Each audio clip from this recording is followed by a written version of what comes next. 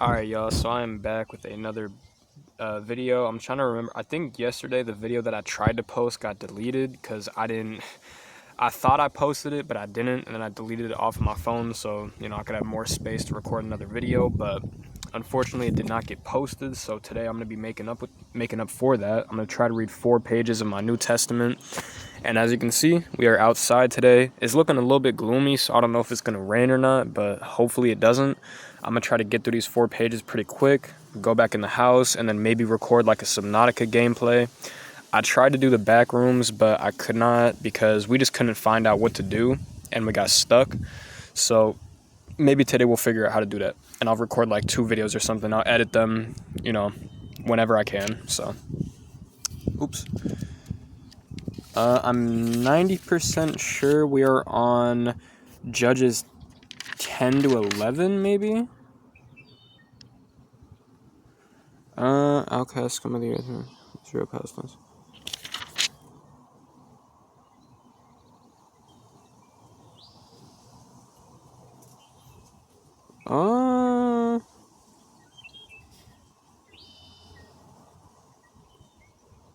Okay, so no, we did already read this. Okay, so I already read these 2 pages.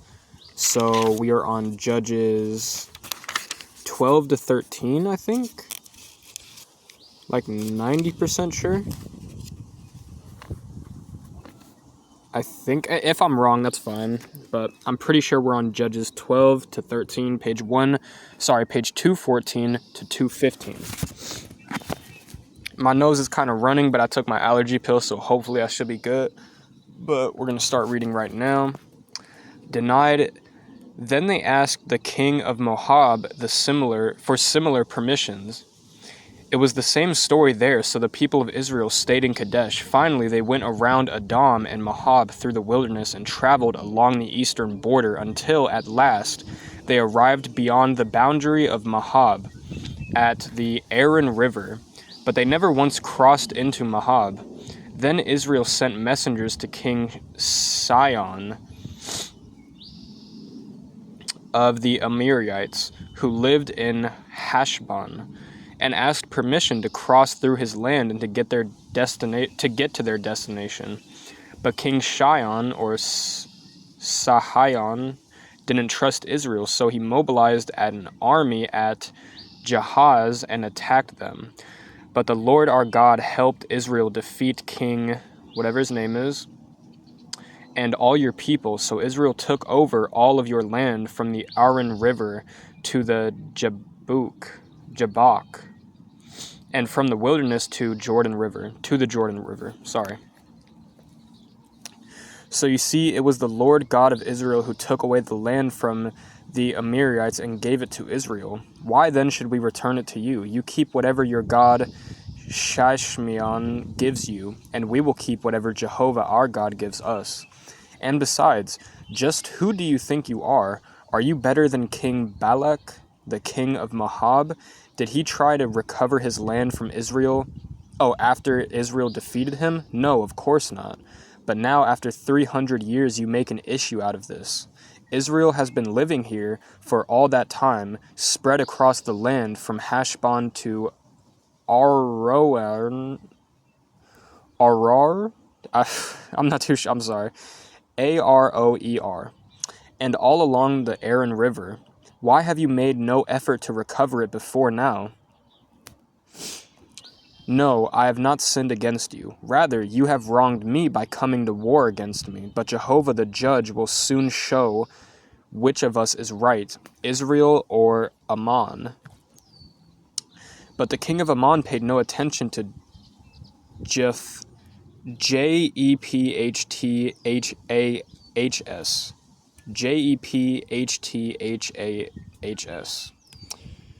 Jephthahs. I have no idea. Jephthahs? Maybe. Jephthahs? I have no idea. I'm just going to say Jephthahs. Message. At the time the Spirit of the Lord came upon Jephthahs. Oops.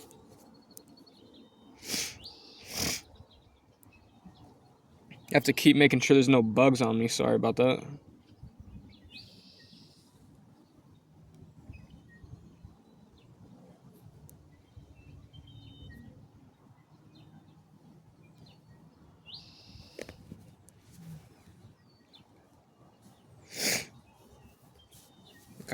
We're good.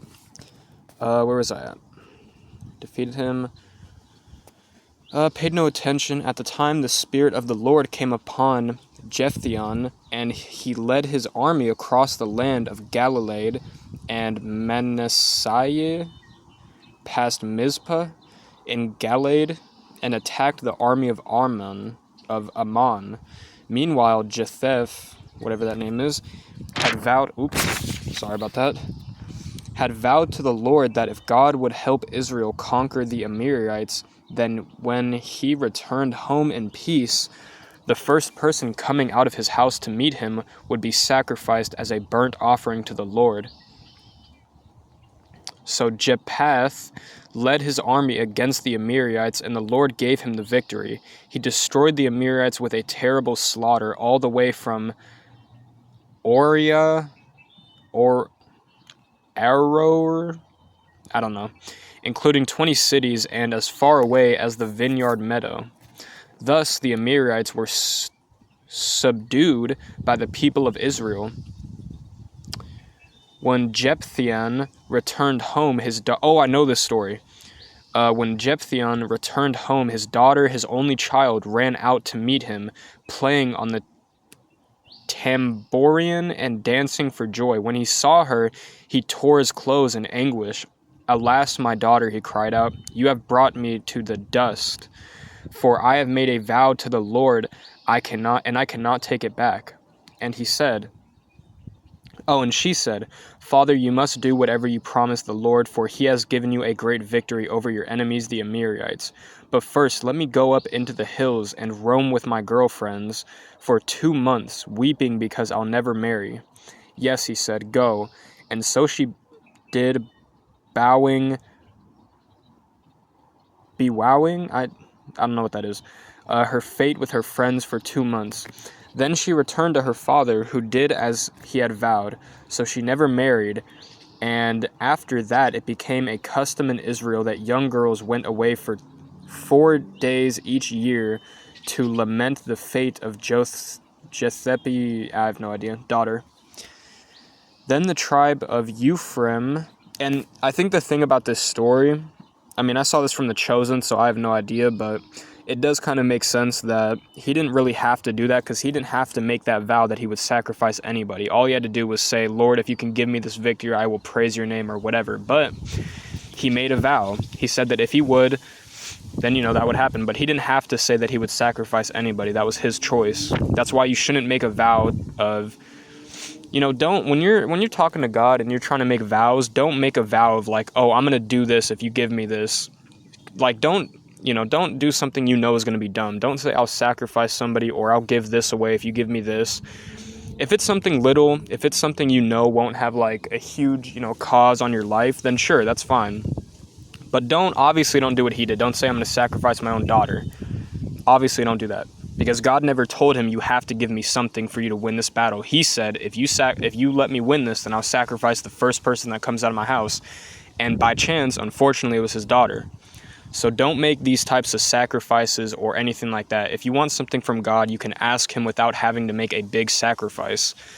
For me, if I'm usually wanting something from God, for example, more strength to overcome lust, I don't really say that I'll give anything, because what I'm trying to give is more loyalty to God. So I'm asking for strength to, overcome lust, or overcome, whatever it is that I'm suffering with. So you don't necessarily have to give something to God, because God already has everything. If you want to give anything to God, give your life to him. Not in a sense of killing yourself, but give your life to him as like serve the Lord, Try to do your best to serve him, help other people.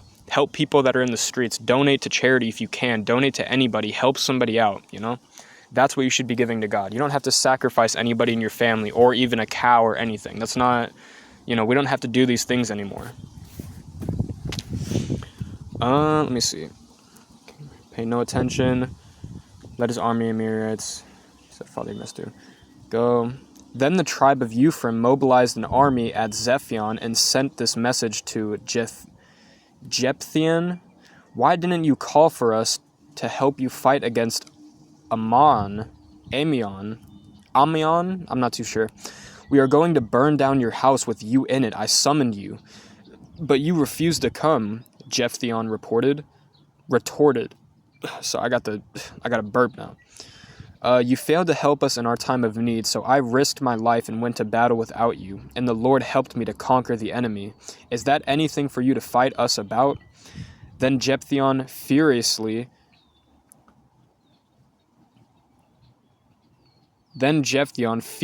at the taunt of Ephraim, that the men of Galaad were mere outcasts and the scum of